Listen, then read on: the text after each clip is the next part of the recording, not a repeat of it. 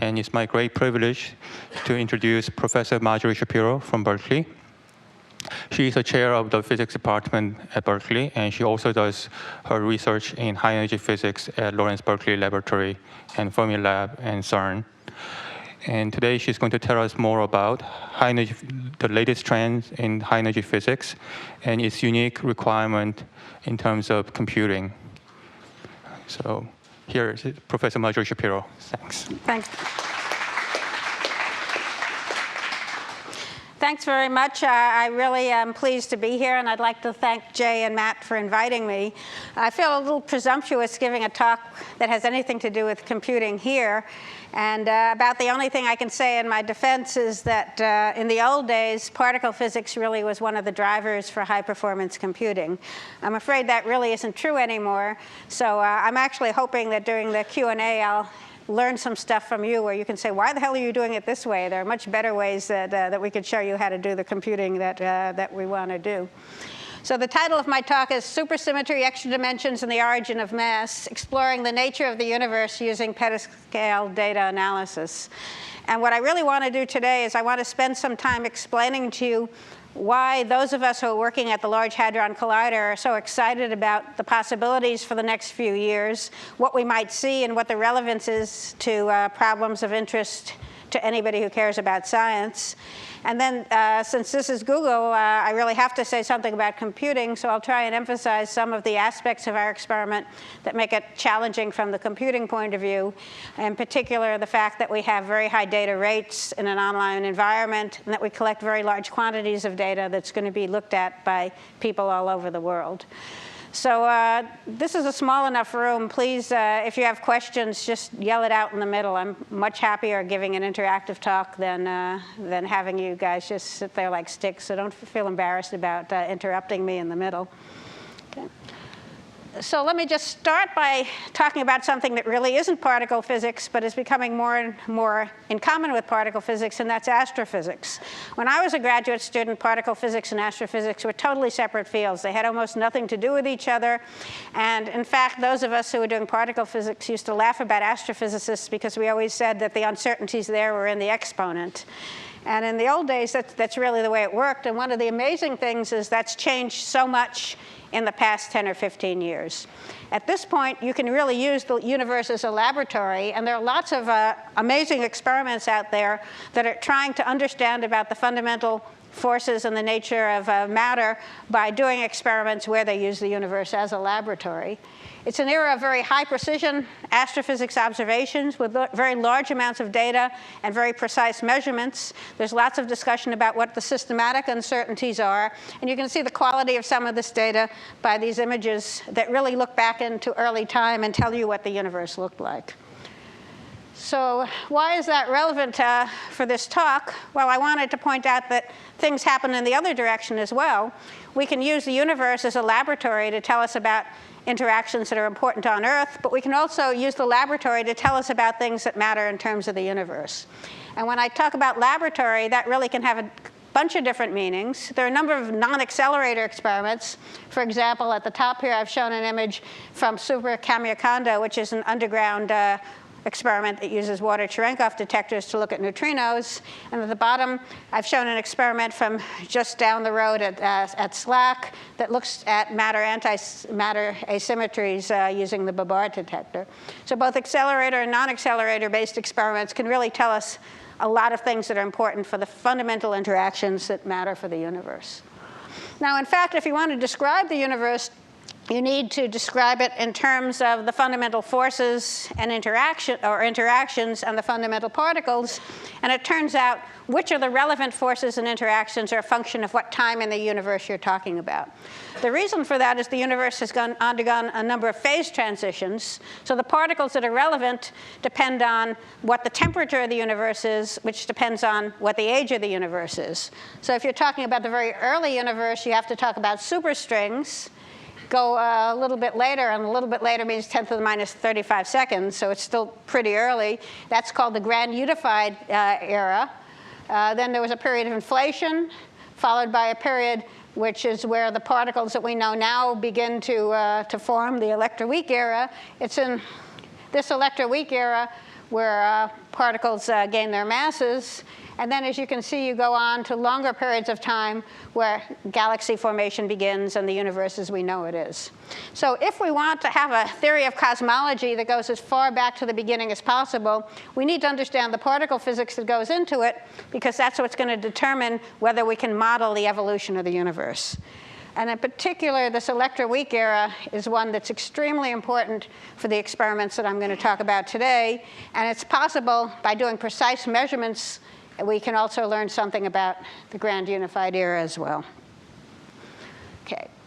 So the next generation of experiments plays a very special role in this, and the reason is because of the energy of those experiments. I pointed out on the previous slide that we had a 10 to the minus 10th seconds was the electroweak period, and in fact, the next generation of experiments has enough energy that it can produce interactions that occur comparable to what happened during that electroweak era. So it's a chance for us really to look back in time and understand what those interactions look like in detail.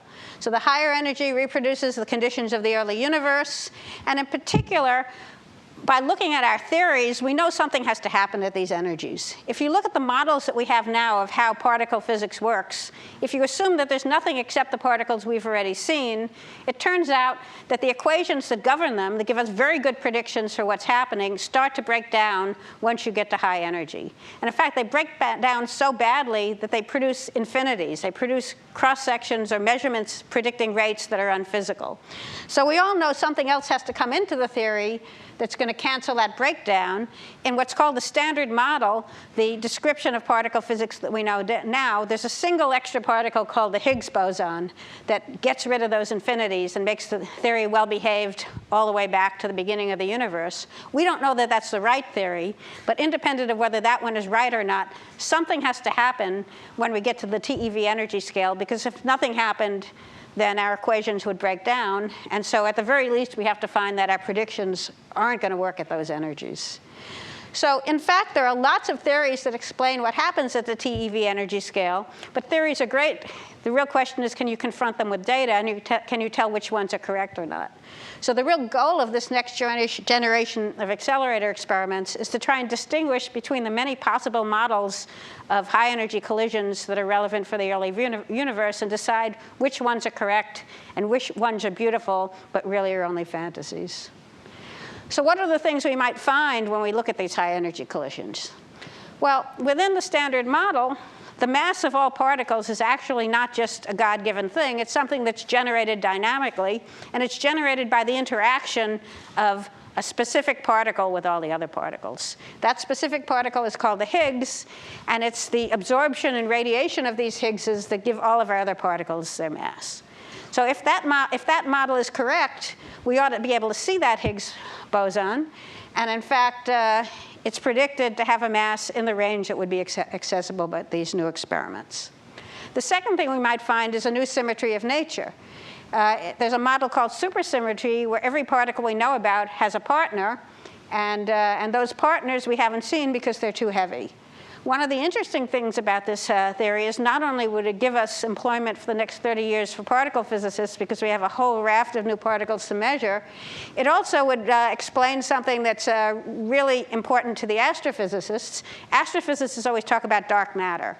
We know from gravitational measurements that there's something out in the universe that we can't see through telescopes, but we don't know what that is. In supersymmetric models, the lightest supersymmetric particle is stable, and it interacts very weakly with other things. So it's a very good candidate for dark matter. So if we saw this in an accelerator, the next question people would ask is, do the properties of what we see in the accelerator explain what we would see for the dark matter of the universe? And finally, another wacky idea, but one that's really being touted by a lot of famous theorists, is the idea of extra space-time dimensions. The string theorists believe there are 10 or 11 dimensions. We only have 4, 3 space and 1 time dimension in the world that we know. And what they argue is the other dimensions are just really tiny, so we don't see them. And there's a number of models that some of those space-time dimensions actually are big enough that when we get to high energies, such as what you will have at the LHC, we would actually see those extra dimensions. That would be absolutely revolutionary if that was found. And in fact, one of the consequences, it would make gravity become strong on the scale of the LHC, and you would have to talk about quantum gravity, which is something that most of us have always thought that you wouldn't be able to ever experimentally address for probably hundreds of years. And again, these are only some of the possibilities. Whenever you reach a new energy regime, you don't know what you're going to find. And the important thing is to keep your mind open, to look at as many models as possible, and to make sure you design your experiments and your analysis of the data so that no matter what's there, you have a chance of seeing it. OK, so what's our next machine? It's called the Large Hadron Collider, LHC for short. Its energy is 14 TeV. It's protons colliding. So there's two rings. They go around in opposite directions, and they bash into each other. Okay, the energy of this machine is 7 times the highest energy currently available. Right now, the highest energy is 2 TeV. And that's at the Fermilab Collider in Illinois. The intensity is very high, a factor of 5 higher than the current intensity at the Tevatron in the first year, and going up an order of magnitude more than that after 3 years. So what I've shown on the right-hand side here, what I've shown on the right-hand side here is a picture of the tunnel that the magnets for the LHC go into. So since we're accelerating protons, what we do is we inject them. We have big magnets that force them around in a circle, and they collide where the experiments are. Now, what's the scale of this experiment? It's pretty amazing. It's actually being built in Geneva, Switzerland, because there's an existing tunnel from an earlier accelerator. And the civil construction, it turns out, is one of the major costs of building a machine like this. So using an existing tunnel was a major plus. The tunnel is right on the Swiss-French border near Geneva. And in fact, half of the machine is in France, half the machine is in Switzerland. And the circumference is 24 kilometers. So you can see a picture drawn where the ring goes with the towns and the fields all around it. The machine itself is underground because it uses the Earth to shield the people in the area from any radiation that you would get from the accelerator otherwise. OK, so what are the challenges of working at the LHC? Well, first of all, high-energy collisions require very complex detectors. Because the energy of the particles produced are very high, you need a really big detector in order to capture all that energy. So that happens in 2 ways. Some particles you measure their energy in what's called a calorimeter. You do that by stopping the particles and seeing how much energy they deposit. If something's got really high energy, you need a very deep thing to capture it. The other thing is with charged particles, you measure their momentum by having them curve in a magnetic field. The higher their momentum is, the less they curve in the magnetic field. And so you need a big lever arm to get good enough measurements to measure their momentum. So both of those things need really big detectors. The second thing is, in these high-energy collisions, lots of particles come out, typically 1 or 200. And if you want to distinguish 1 or 200 particles, you need very fine segmentation in order to be able to do the measurements. So these large detectors have very large numbers of electronic channels. And so the data rates are quite high. The second challenge is the processes we care about, in particular the Higgs particle I just told you about, are very rare. So in order to see a very rare process, you have to produce lots of collisions because only 1 in a very small number of them produces the process you care about. So we need very high-intensity beams. Now, the problem is something gets produced every time you collide these guys. So even though the stuff we care about is very rare, there's lots of other stuff happening. So we have to try and pick out the few events we care about from a bunch of debris that are real interactions, but are just sort of boring things that we're not very interested in. Now, we always talk about that being the needle in a haystack problem, but recently there was an article in the New Yorker, and they said that they really thought that the right way to describe it wasn't a needle in a haystack, it was a needle in a needle factory. And I think that's a really good comment, because the events we care about don't look all that different from the ones we don't. So one of the real challenging, from the analysis point of view, is to be able to tell what are the ones we care about, make sure we keep the ones we care about, while throwing out the vast majority of the ones that we don't. Okay, so in terms of detectors for the LHC, in fact, there are 4 detectors. There are 2 large general-purpose detectors that are trying to do the kind of physics that I was talking about before. Their goals are similar. The design trade-offs are one chooses one thing, one chooses the other. I would say it's like Google and Yahoo. And I'm on Atlas, so I think Atlas is Google, but you guys can choose yourself. There are two other detectors that have very special purposes. One is designed to study B decays, the same sort of thing they do at Stanford. The other is designed to look at heavy ion collisions. There's going to be 1 month of heavy ion running per year at the LHC. I'm only going to concentrate on Atlas because that's my experiment, and so it's the one I know the most about. Most of what I'm saying would be pretty true for CMS, although the actual details may differ. The overview really isn't that different. So the first thing is these experiments are big.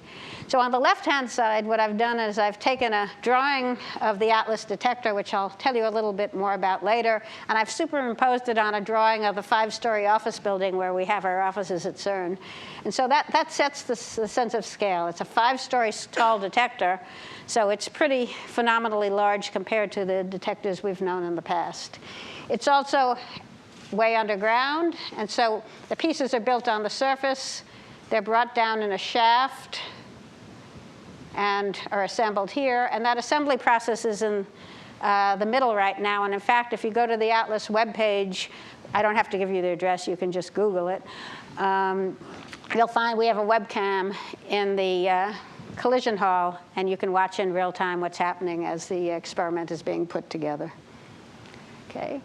Second thing is Atlas is a complex detector. It has lots of different people. Again, to set the scale, we have our canonical person over here. There's another one over there. So you can see it's really quite a large detector. The detector is built like an onion with different pieces of it that serve different functions. If you look in the horizontal direction, this is where the beam goes. So there's a proton beam going this way, a proton beam going that way, and they collide right in the middle of the detector. The things on the inside are to detect charged particles. They're inside a magnetic field, and that magnetic field is a solenoidal magnet that looks kind of like a Coke can, and that's what those red lines are there. Then outside the magnet, there's what's called calorimeters. They measure the energy of the particles by stopping them and seeing how much is deposited. And all the stuff on the outside are to detect one species of particles called muons.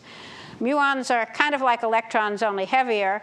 And one of their features is they go through a lot of material without interacting. So if you look at what comes out the end, then what you'll get is a muon. Yep. These other detectors that you were talking about share the space. There's 4 collision points. So each one has its own hall, and the beam is forced to collide in 4 different places.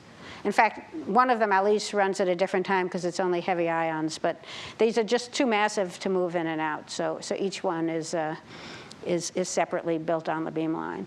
And in fact, we have a problem when we're running. We can't service the detector because when the beam's on, it's a high radiation area. So while it's not as bad as being in space, it has some of the similar problems that the access is quite limited during running. Okay. So an experiment of this size needs a big team.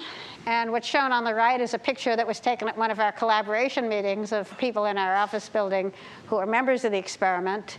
And it's hard to see all their faces, but typically we have a group of about 2,000 physicists and engineers. And because of the complexity of these detectors, the engineers really are full collaborators in terms of deciding how the detector is going to operate. You can see that we have a worldwide collaboration. The areas where we have collaborators are in yellow. About the only continent that's really not covered is Africa.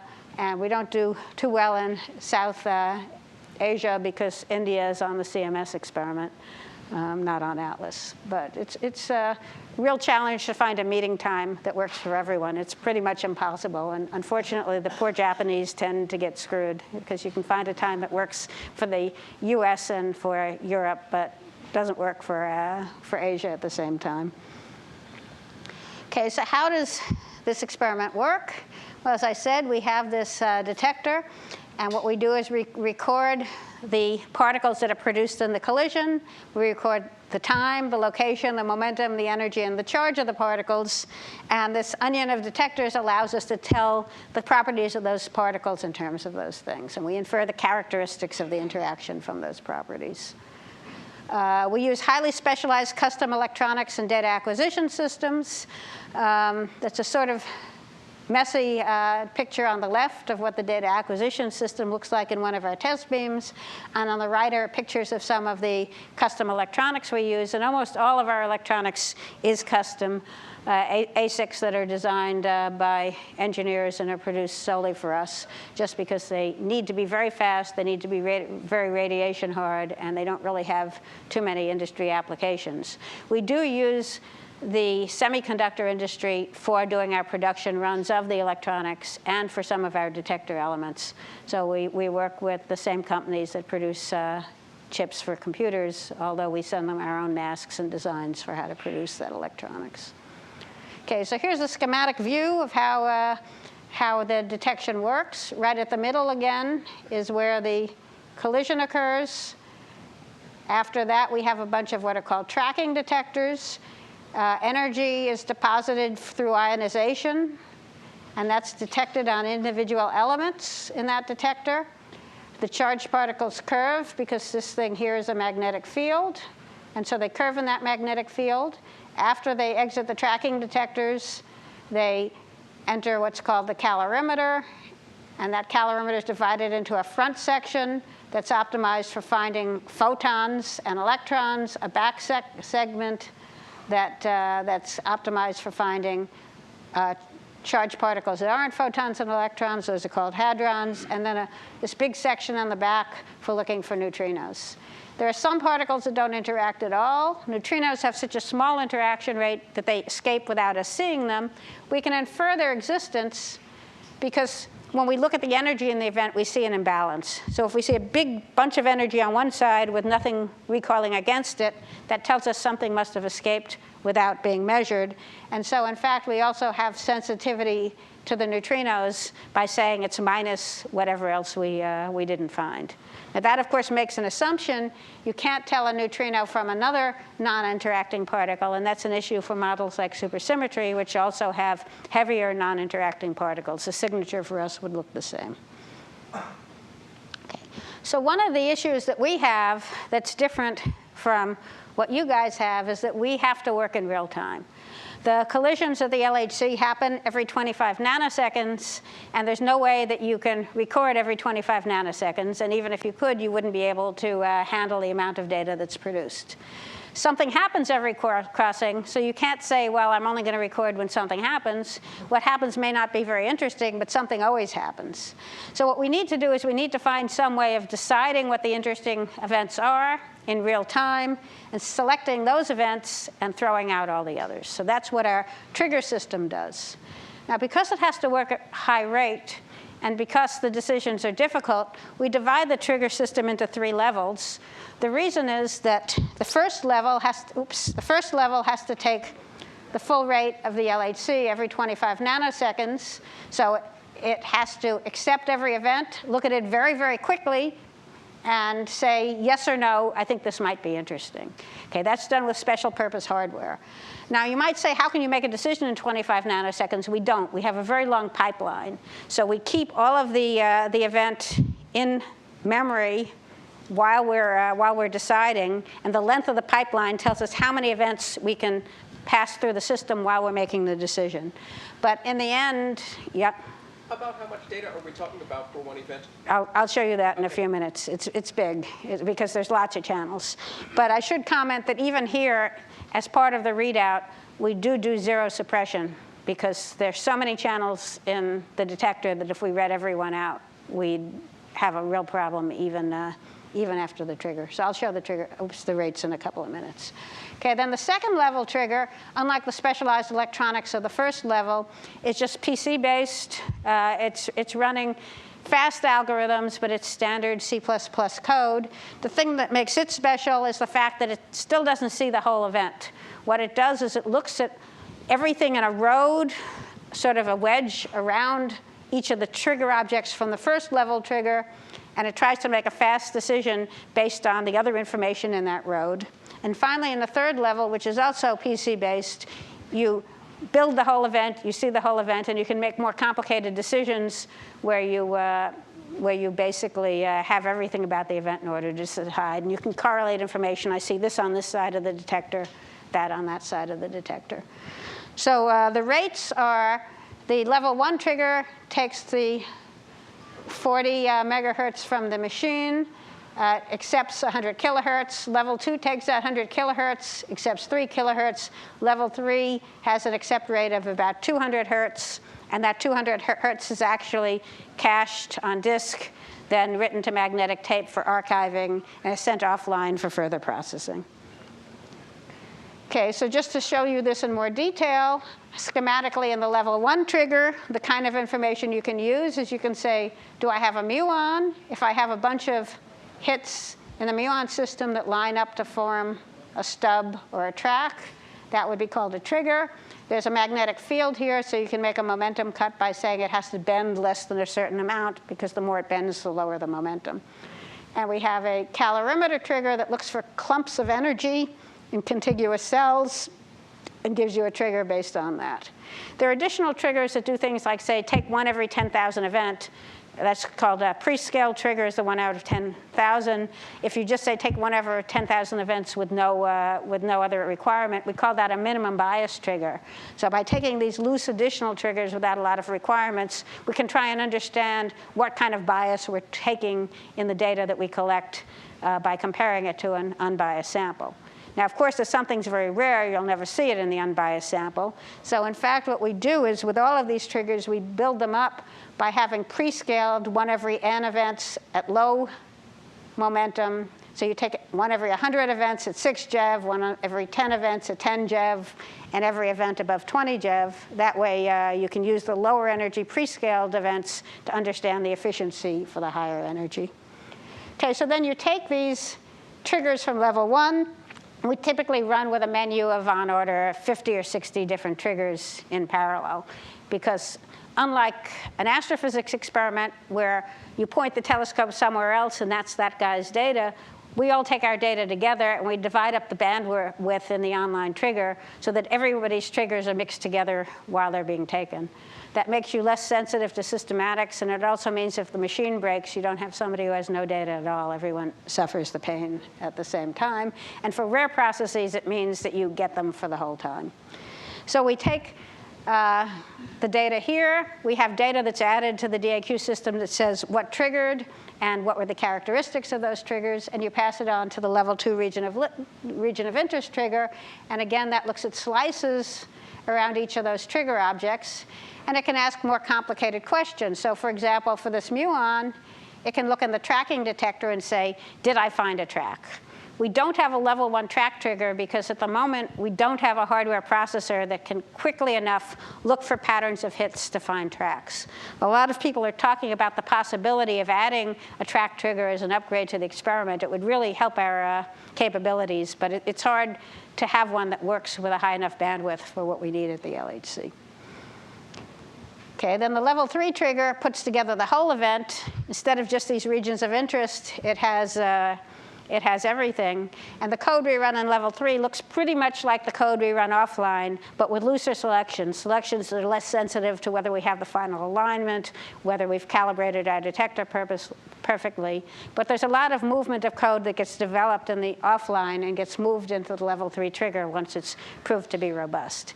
Needless to say, this has to be very robust code since it's running in real time. It's run on a Linux farm, and it scales pretty well because basically you just keep adding boxes as long as you have enough network bandwidth. Okay, so how about the offline reconstruction? Well, once we've passed through level 3, we put it on tape. That's just for safety's purpose. We try and avoid actually having to go to tape as much as possible because tape is a nightmare. It's not a technology that's ever been made to scale very well, but unfortunately it's the only really cheap and safe way to scale, to take lots of amounts of data. And then we perform a common processing for the whole collaboration. So I would view this as similar to what you guys do when you do your pre-caching of important information here at Google. You know people are going to make a lot of queries, and you don't know what queries they're going to make, but you know that if you have to answer all those queries in real time, you're never going to make it. So what happens is we do a general set of feature extraction, calibration, pattern recognition, and we write those results out, and those become the starting point for the queries that all of the scientists are going to do. Now, because the data volumes are so large, we have a hierarchy of data storage. And this is one of the areas that I would say it's not clear how well it's going to work. This hierarchy is based on the assumption that most people will be able to work with the higher levels of the hierarchy.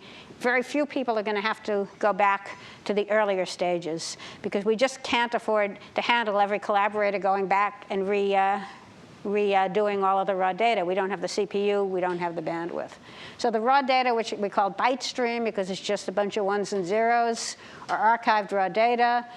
ESD stands for event summary data. This is the result of the reconstruction along with calibrated hits. So if you have the ESDs, you can pretty much do most of the reconstruction over again. It doesn't have individual cells in the detector. It's clumped together neighboring cells to try and save some space and do the calibrations.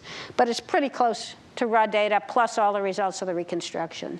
Then analysis object data is a summary of those things that are in the ESD that you would actually do to talk about physics. So it has tracks, electrons, muons, missing energy, the basic concepts that physicists use. And then there's a very tiny thing called a tag, which is just a summary of high-level objects. It's really meant to just do fast queries so you can navigate through the other data quickly. The tag is something that I would say the jury's still out.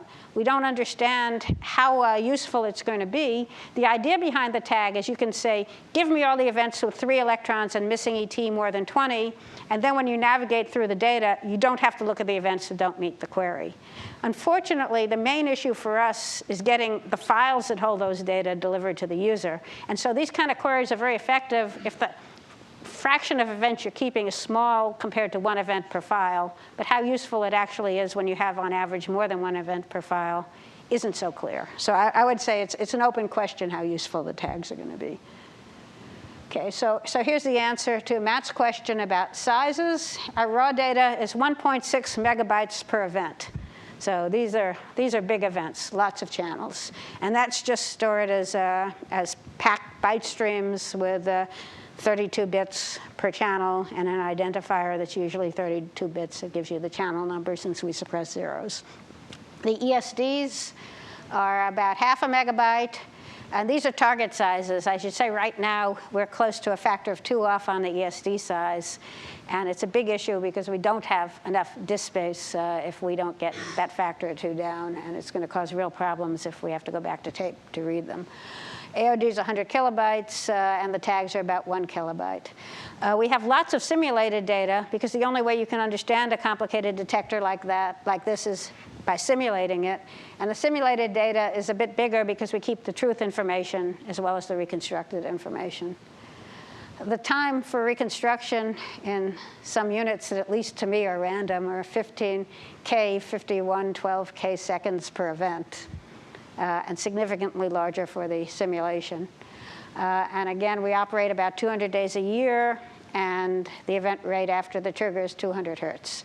So we typically take 2 times 10 to the 9th events per year. So we're talking about petascale data samples and quite large CPU usage as well. Okay. So how do physicists work with this data? Well, I've already told you the bulk reconstruction is done once for everybody. We probably won't get it right the first time, so our computing model says that we reconstruct all of the data once every year. That means you need more CPU as you've collected more data since you go back many years' worth, but Moore's law pretty much helps you with that since typically you only keep your machines about 3 years. And the process data is the starting point for the analysis. In order to try and make data access more efficient, we stream the data according to the trigger and physics channel. So we put all the electrons in one set of files, all the muon triggers in another set of files, all the missing ET triggers in another set of files. And right now, our default is an inclusive streaming model, which means the same event appears on more than one file if it satisfies more than one trigger. And this is basically just physical placement of data to make it more efficient to access it. We distribute the data to multiple sites. And then we have infrastructure, which is quite complicated and is probably the most fragile part of the system to allow distributed analysis and data mining. Okay, so here's a picture that says what I've just said. The data itself from the detector would be a petabyte per second if you read out every event, which of course you can't do. We read out about 100 megabytes per second through our data acquisition system, send them to a Linux farm at CERN. Then the results of that get sent out to various what are called Tier 1 centers. They're large computing centers that everyone on the collaboration can use. They're distributed internationally for a number of reasons, one of which is funding agencies like to have boxes in their own country. So it's easier to get money if you have a funding agency in your country. And it also makes you less sensitive to any kind of infrastructure problems. Yep. Do you use compression techniques for the data? gzip type compression. So we do, but nothing much fancier than gzip. Mm-hmm. If we could find an algorithm that worked significantly better, it would save us a lot, because data volume is a huge, at the moment data volume is our biggest cost driver. The reason is we want to keep all of the analysis data on disk, because the latency for tape access is a disaster, and the rate of failure on tapes is too high. But if you look at the costs of disk, they're so high that a doubling of our data size, we could basically get rid of all our CPU and we still couldn't pay for the disk. So fancy compression, if someone could tell us something that was better than gzip, would definitely help. One thing we do to try and make that more efficient is we stream each object with a separate I/O streamer, and so it gzips separately the objects, and that makes gzip do a little bit better on it. Okay, so once we have these Tier 1 centers that analyze the data, then it gets passed to what are called Tier 2s. These are mainly universities, and they're the place where the users mainly do their own analysis. You can also do your own analysis on your laptop or your home machine. We call that a Tier 3, but I always joke that because we have 2 laptops and a desktop at home, I'd probably be classified as a Tier 3 by the Atlas computing model. Okay. So I guess the only other comment on this slide that I would say is important is, even though we're a 2,000-person collaboration, it's a very broad physics program. So typically about 10 people work together on an analysis. For high-profile analyses, you'll have parallel efforts looking at the same data. But it's very hard to work with more than 10 people in a tight collaboration. And so we still have a model where it's a few students, postdocs, and a couple of faculty members working closely together and then comparing their results to other people. Okay, so how do physicists analyze this data?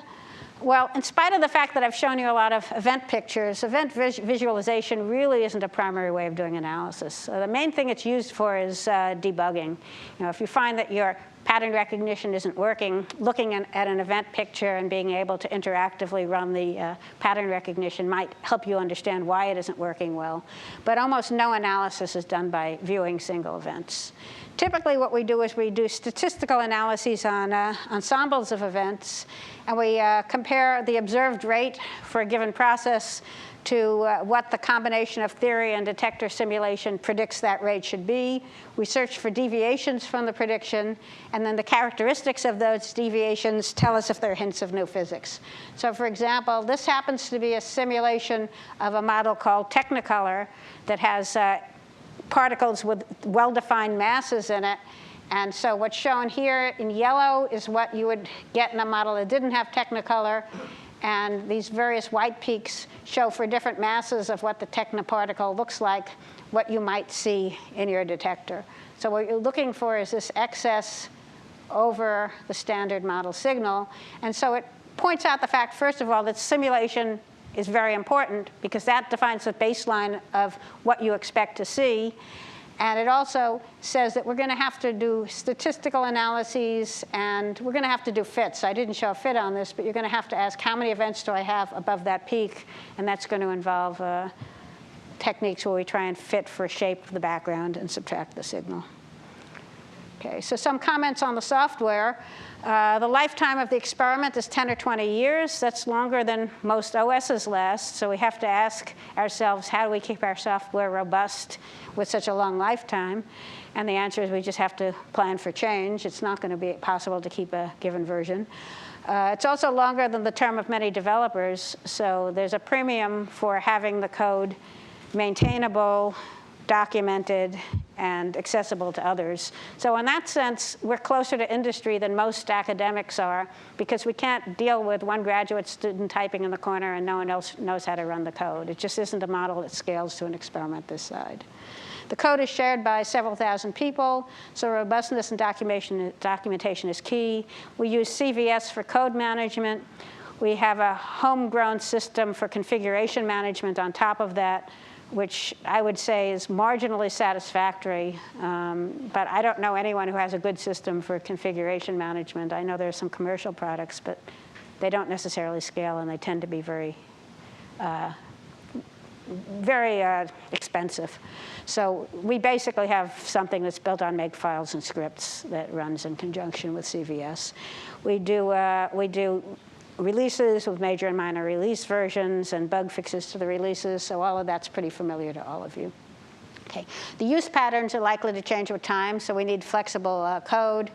And the input parameters for the reconstruction and analysis improve as we learn more, so we try and separate our data and our metadata. So alignment constants, calibration constants, and anything that we think we can make better by looking at the data, we keep in a relational database. At the moment, we have a system where we use Oracle at CERN and MySQL at the other institutions. In retrospect, we might have been better off with MySQL everywhere, but there's a tendency for people who aren't experts to think if you pay money, it must be a better product. One of the big issues for us is needing to know where the data is and how it was processed. So having access to metadata about the data processing is important, and about the location of that data, because that's the starting point for all of the users. Okay, so what's our chosen software architecture? We have a multi-purpose C++ framework. It's got well-defined abstract interfaces, plug-in components that satisfy those interfaces. So we have services, algorithms, tools, and each of them have a defined algorithm, and the code that the users write can inherit from one or more of those interfaces. The whole thing is done with dynamic loading. So the framework is brought up. You specify what libraries you want to load at runtime, and that allows you to add your own code trivially to the existing system. And we use Python bindings for runtime configuration. So much of the code that's written has parameters of the algorithm. So for example, if you're looking at a clump of energy, you say, I only want to look at a clump within a cone of a given radius. The size of that radius is a parameter of the algorithm and can be set at runtime via Python script. The data objects have a persistent transient separation. Originally, we tried to have our data persistency automated, where we had a parser that read the header files and wrote the classes to write the data out. We found the performance on that was truly awful. In fact, brute force, having somebody who knows what's in the data actually write a streamer that defines the data was a major plus. We gained factors of 3 or 4 in I/O performance by customizing those streamers. And one of the advantages of the persistent transient separation is it makes schema evolution much easier. So you can change your transient representation and deal with the fact that you have old data just by putting an if-then statement in your streamer code. It's low tech, but it works. And anyone who's ever tried to do schema evolution in a relational database knows that it's not an easy problem without some kind of separation. We have lots of calibration metadata. We handle that with an interval of validity service. C++ handles with callbacks. We encapsulate the interface to the database, so you can have multiple implementations of a database, Oracle, MySQL, text files, or even data stuck on the front of a file that you have in your directory. And the code doesn't have to choose the implementation until runtime. And then for the actual statistics, making of plots, we use a CERN-developed package called root. It's a C++-based package, and it has a PyRoot, Python to root interface that allows you to, again, do bindings to the same data objects that we use within the framework. So this is something that, for us, is new. In the past, we always had summary data that had very different data objects, and we've changed our mind completely on that. And that's partially because the power of being able to use C++ for things like collections and using STL to do all the good things STL used. People just didn't want to go back to having flat lists of numbers with no tools. And so we've really found we're much better off sticking to a very object-oriented C++ type of analysis, even when you're doing interactive analysis from the prompt, and certainly when you're doing scripts that are going to run over lots of events. OK, so I'm just going to finish with some examples of what some analyses would look like with this data. And one of the things that I really want to emphasize is we don't know which are going to be the most exciting things. So the flexibility and being able to change is a very important part of what we do. So one example, I've already told you about the standard model Higgs. It's the thing that gives mass to all the other particles. And it turns out in this theory, the theory does not tell you the mass of the Higgs, but it tells you exactly how it decays if you know its mass. And so what's plotted here is, as a function of the mass of the Higgs, what its probability of decaying in different channels are. So what that means is that you can develop a strategy for looking for it as a function of mass. And there's been a lot of work on both ATLAS and CMS in devising those strategies because it is such a rare process. OK.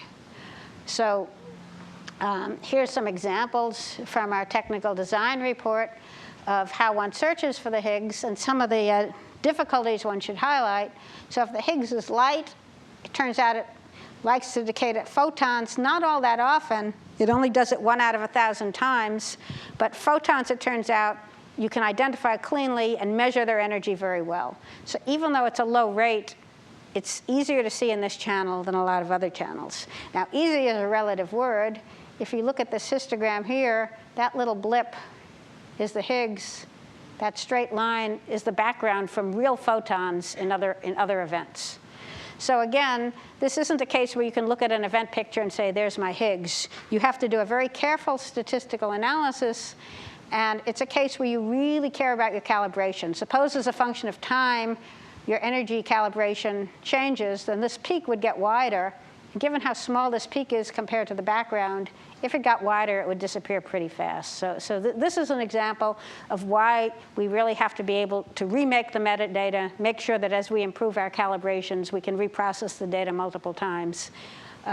It's also an example of why we need good and robust fitting tools. This shows the excess once we remove the smooth background with that dotted line. This is a dicey measurement. So this is one where we want to have multiple channels because you can't do it in only one channel and believe it. Here's a second example where Higgs goes to a particle called a B quark and a B antiquark. And here, there are two issues. One, there aren't a lot of events, but also, again, the shape of this background is something we're going to have to measure from data. So all the work in this measurement isn't going to be looking for that peak itself. It's going to be all of the things you have to do to convince yourself that you know that that dotted line has the right shape. So there's going to be lots of going back to simulation, looking at control channels that also decay to BB bar and say, can I predict what their shape are? An iterative process.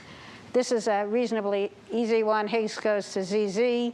There's not a lot of events here, but the peak is big compared to the background, so that's a nice one. Yeah. What do you actually see in the ZZ channel? Only the Z goes to leptons, so either electrons or muons. So we see both the electron and the muon channels. Mm-hmm. All right. So this one is called the gold-plated. It's easy to see, and this, in fact, is one event from that peak, just showing what it looks like on a detector simulation.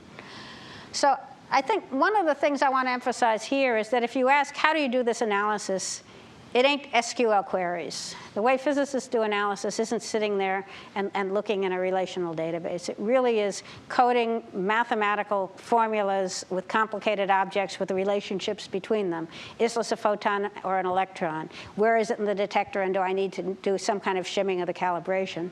And so our whole model really involves people writing code to access C++ objects. At an earlier stage, people proposed putting all of our data into a database as opposed to just keeping it in files. And that was a point where objectivity was viewed as a potential solution because it was an object-oriented database. What we found was, first of all, there were real scaling problems, that these object-oriented databases had a hard time handling the size data sets we had. Schema evolution was a nightmare.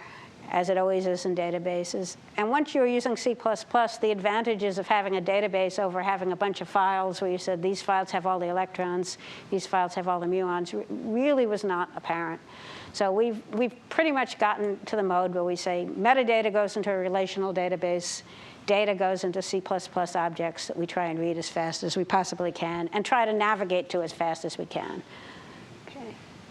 Okay, here's a second example, supersymmetry.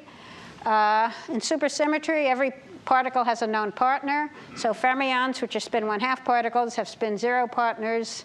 Bosons, which are spin 1/2 particles, have spin 1 particles have spin 1/2 partners. It's a theoretically favored extension to the standard model, both because string theory requires it and also because it would provide a dark matter candidate. And it gives you a large number of particles to look for. Now, unfortunately, there are a lot of variants in this model, so it's not as if you can say there's one model and that's it. So you really need to have a very broad-based search for it. Many of the models involve missing energy, things that, like neutrinos, don't interact in the detector. So there's lots of emphasis on missing energy in these searches. And an example of how one might first find supersymmetry, here's a plot where the green shows the prediction if there's no supersymmetry, and this is a log scale. The red shows, or purple, shows what the supersymmetry signal would look like. In a variable, it's just the sum of the momentum of the 4 highest momentum objects in the event. So it's sort of a simple, how much energy do I have coming around variable. So the good news about this is you have orders of magnitude more events than you would predict from theory. The bad news is you've got a lump of events and no peak. So if you saw this, you'd know pretty fast that something new was happening. But it's not enough just by seeing this to be able to say, I know this is definitely supersymmetry. So this would be the first stage in what's then going to turn out to be a long detective story to try and characterize what the new physics is. You say, gee, we're getting all these events where we didn't expect any. What are there? And so this plot is that we're getting all these extra events. The what are they is very model dependent because the supersymmetric particles decay into each other. And depending on the exact model, there's different decay chains. So once you see an excess, what you need to do is start making plots of various quantities. So here's a model where the supersymmetric particle decays into an electron and a positron and missing energy. So you can select events that have an electron, a positron, and missing energy, and some jet of hadronic energy, and then look at the invariant mass of the 2 electrons, and you see a sharp peak. That sharp peak tells you something about the mass of this guy that you missed, the difference actually between these 2 masses. So depending on the model, you'll get different signals, but you basically at that point are going to have to be a detective. So again, you require a rather flexible system because you don't know what you're going to see. Okay. Then the third example is extra dimensions, and here I'm just showing an event display. At first blush, a lot of the signals look similar to supersymmetry, and so one of the exercises going on now is if you saw a signal, how would you be able to tell it was extra dimensions and not supersymmetry? And that's a long discussion that's going on in both the experimental and the theoretical community. We're just hoping that we have that as a problem, because it would be great to be arguing about what the source of the new physics is rather than asking why didn't we see any. Okay, so this is just a picture of a simulated mini black hole produced at the LHC. Okay, so finally, let me just conclude. The LHC will provide access to conditions not seen since the early universe.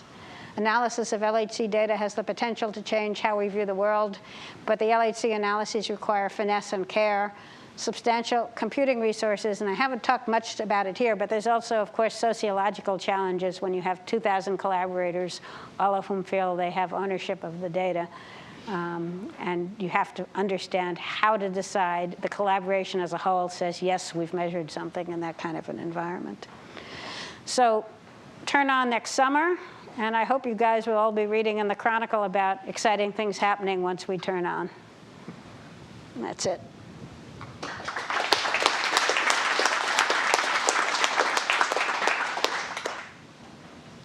Yeah. Your level 1 triggers, if I understand it correctly, throw out everything except like 1 in 40 million events? So 1 in 40 million divided by 200, because it's 40 megahertz, 40 megahertz in and 200 hertz out. So yeah, most of the data it throws out.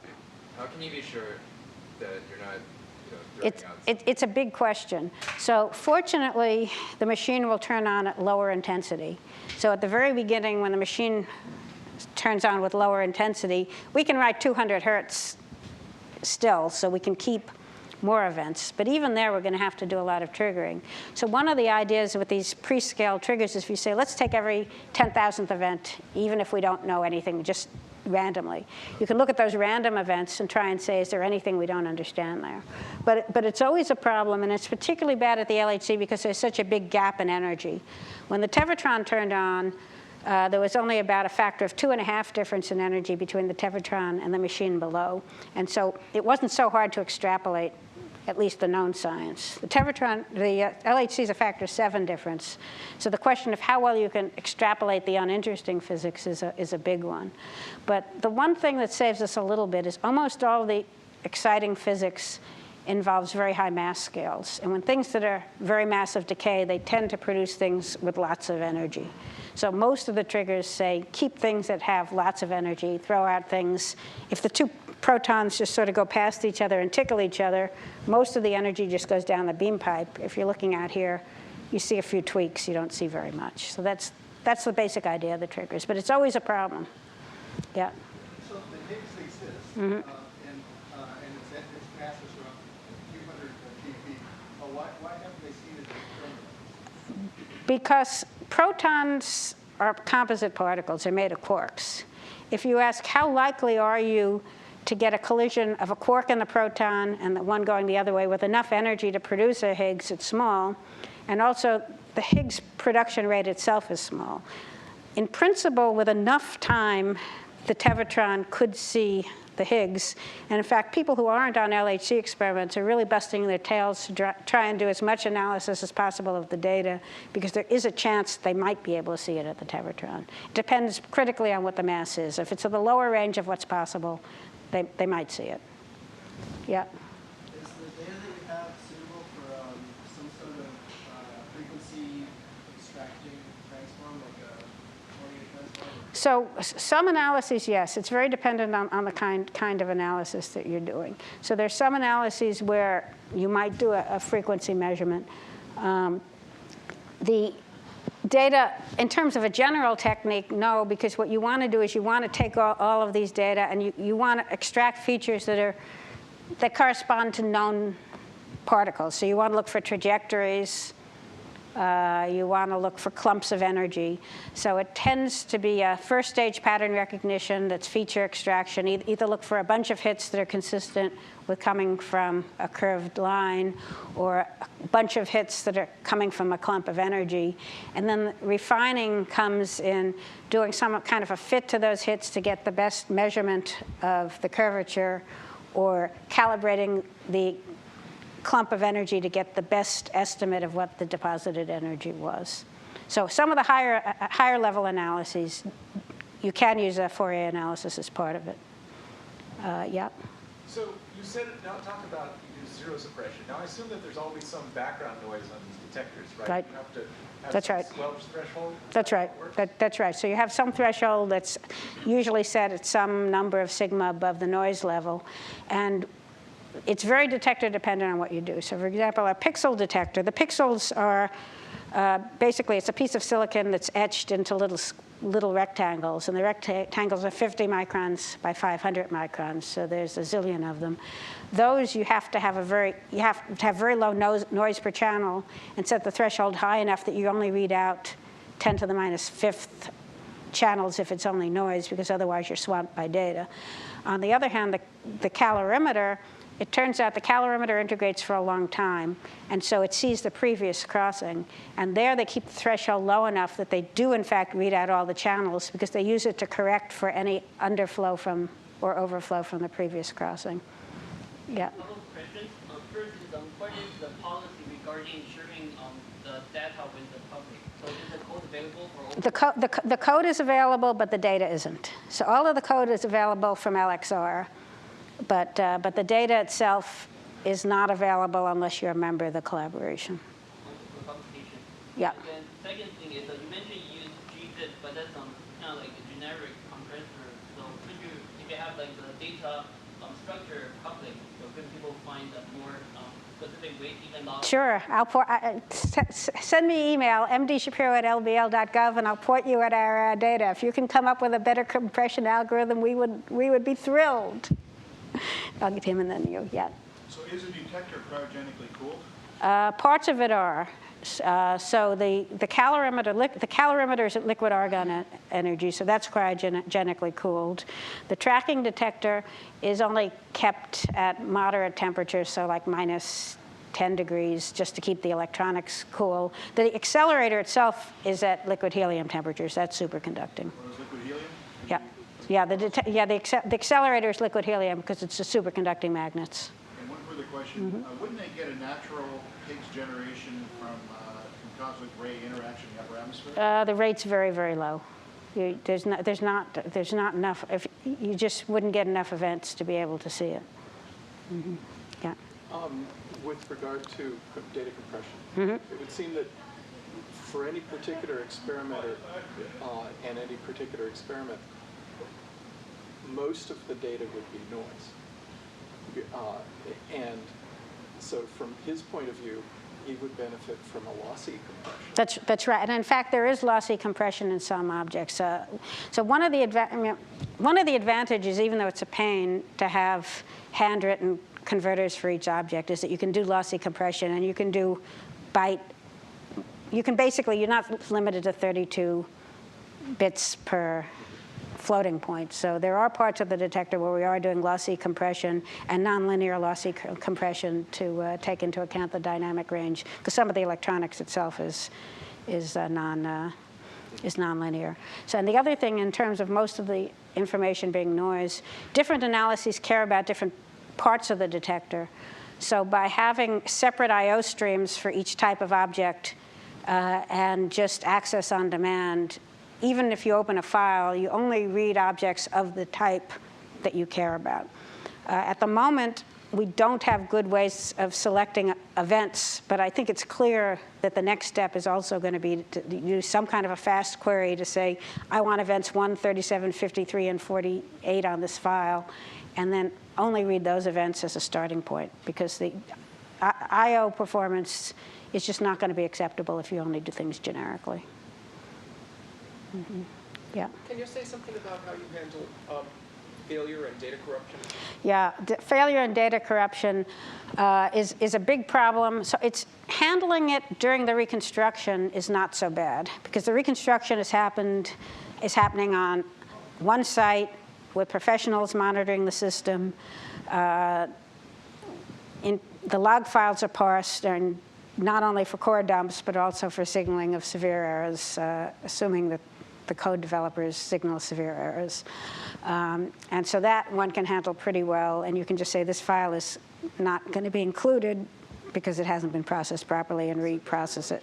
Just rerun it if possible, or declare that part of the data not usable. It's much harder when you have people looking at the end data, because these files are delivered from a data delivery system, and making sure the Joe Blow user, if 10% of the files don't make it to his analysis, realizes the 10% don't make it, is much harder, because Joe Blow user will get it wrong unless you force him to get it right. So what we're talking about now is when he creates his high-level summary data, having it automatically put metadata in the file that says which data it read.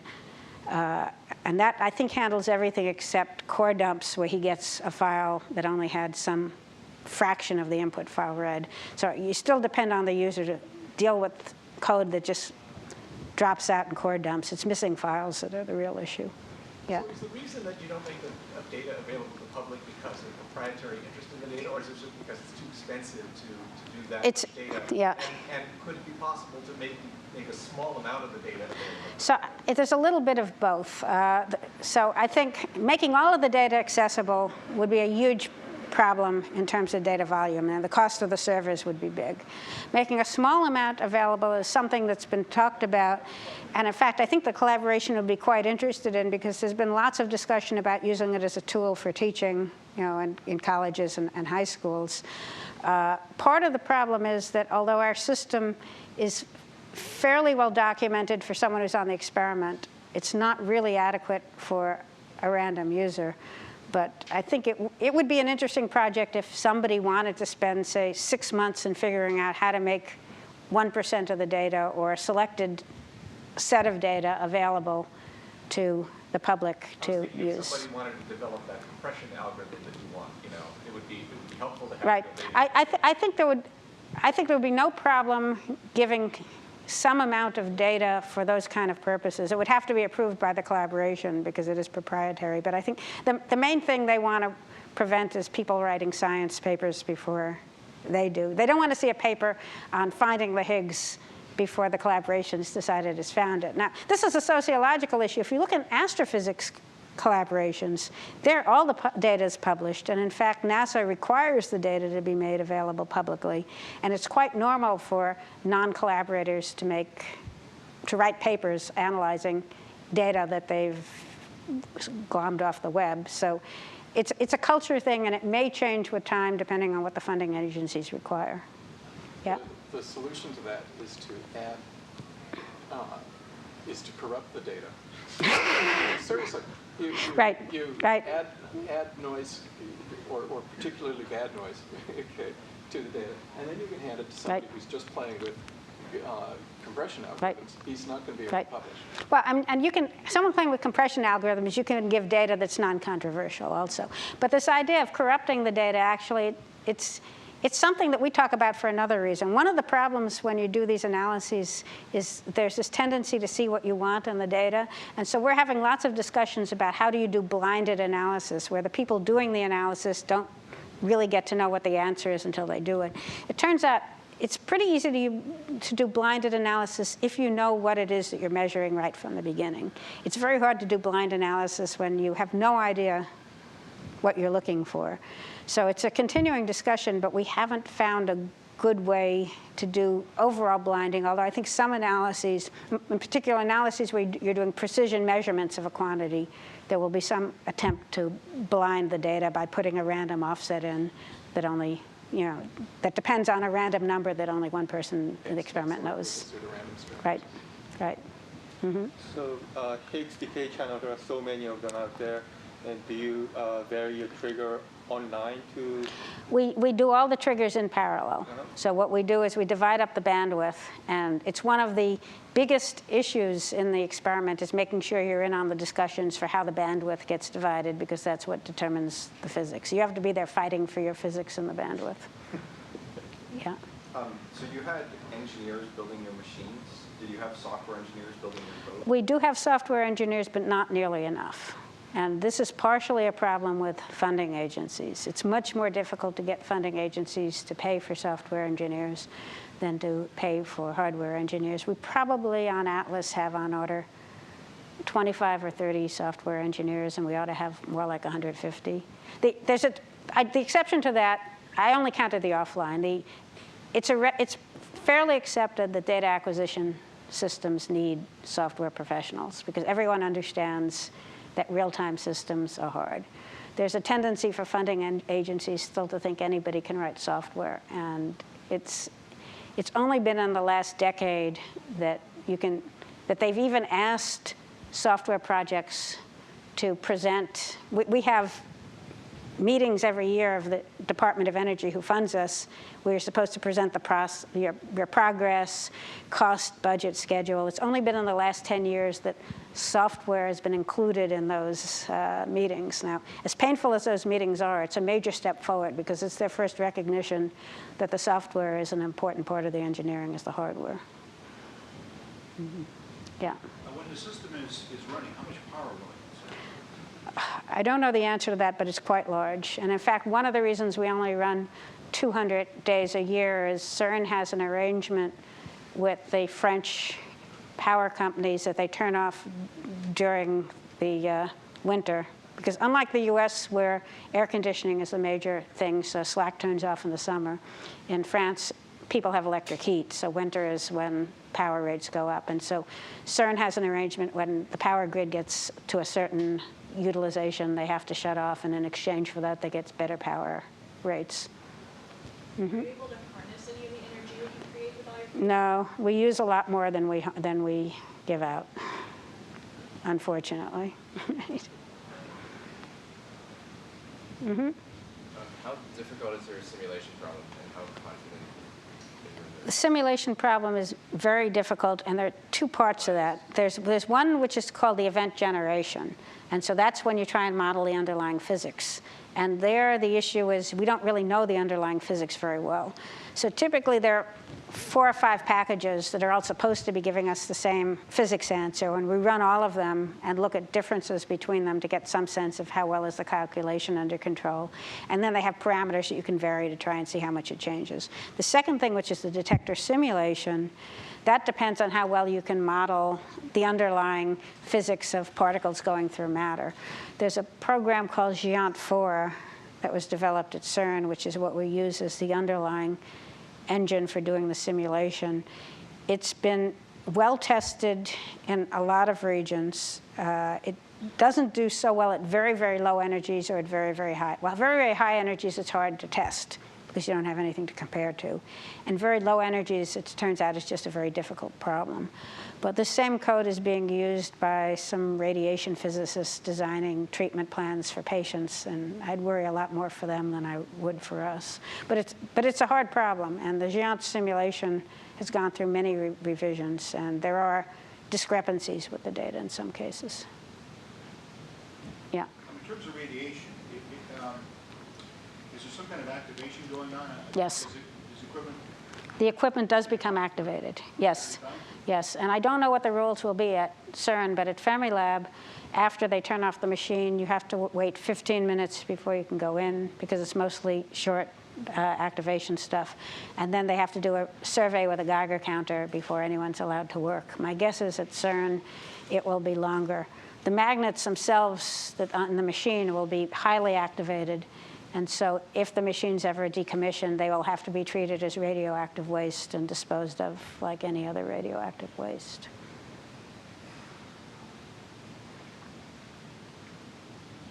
Okay, looks like we're done. Thanks. Thanks a lot.